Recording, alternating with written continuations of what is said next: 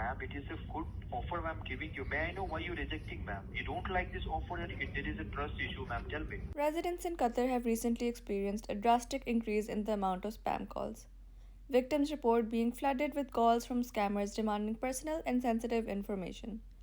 Some scammers threaten to close victims' bank accounts if they refuse to share details, leading to their accounts being drained.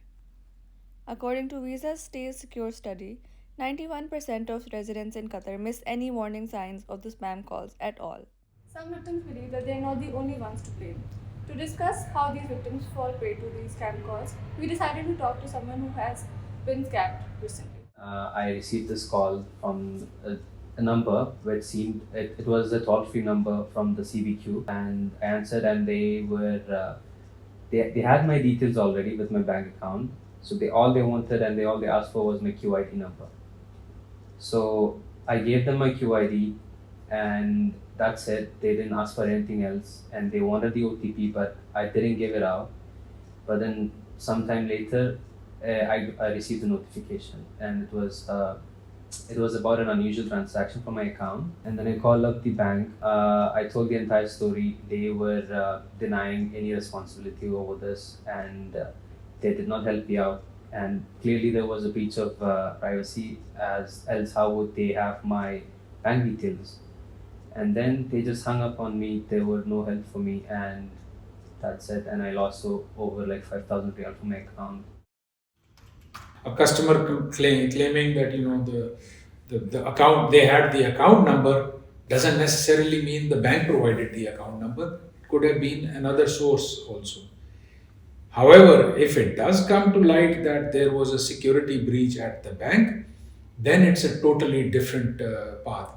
We need to then investigate how did that security breach happen, how did the hackers access our customer records, and what are we going to do about closing those loopholes.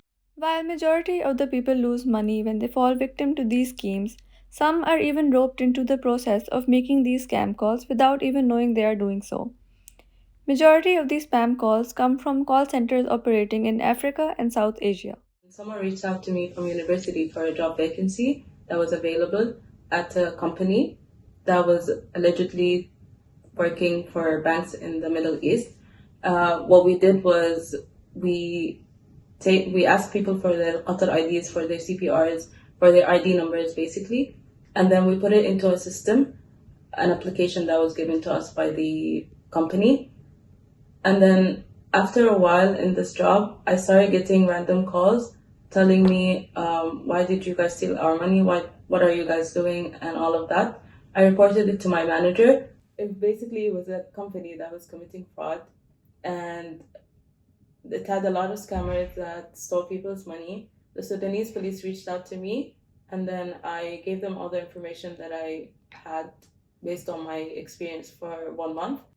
With the increase of spam calls in Qatar, it has become even more important to be more cautious when opening phishing emails or sharing private information over calls or online. This is Khuzaima Adil reporting for Northwestern News Network.